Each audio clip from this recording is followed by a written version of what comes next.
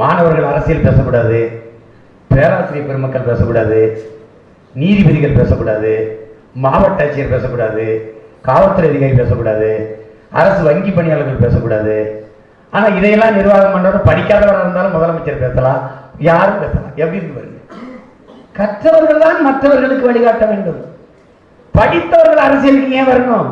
படித்தவர்கள் இருந்து பயிலுகிற நூலகம் எப்படி அமைதியாக இருக்குமோ அப்படி கற்றவர்கள் அதிகாரத்துக்கு வரும்போது நாடு மக்களும் அமைதியாக இருப்பார்கள். அதுக்குதான் படிக்க.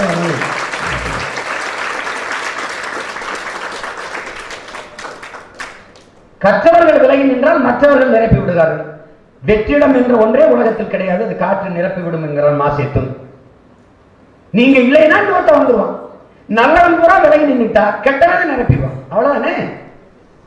ஆபிரகாம் லிங்கன் நமக்கு என்ன சொல்றான்? மாவீரன் நெப்போலியன் நமக்கு என்ன கற்பிக்கிறான்?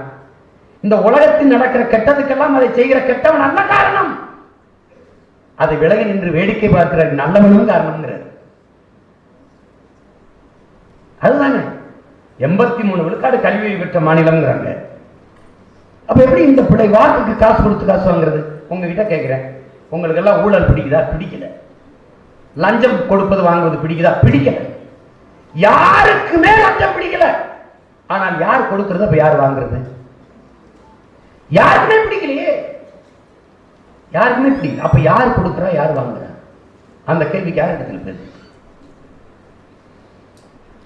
வளர்ந்து வருகிற இளைய தலைமுறை பிள்ளைகள், இளம் புரட்சியாளர்கள் நீங்க.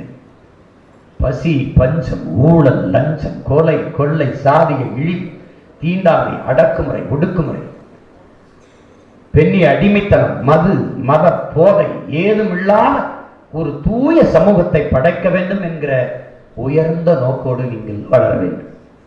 வீர துறவி விவேகானந்தர் முழுமையான நேர்மை என்கிறார். நேர்மையை முழுமையான நேர்மை, புனிதம், எதையும் எளிதில் செய்து முடிக்கக்கூடிய பேராற்றல் கொண்ட செயல் வீரர்கள் 50 பேர் இருந்தால் போதும் இந்த உலகத்தையே புரட்சிகரமான மாறுதலுக்கு கொண்டு வந்துவிட முடியும்.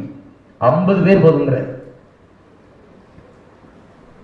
ஒரு நாள் உண்மையும் நேர்மையும் துணிவும் கொண்ட இளைஞர்கள் இதை செய்து முடிப்பார்கள் என்று அவர் நம்பிக்கையோடு முடிக்கிறார் தன் கருத்தை.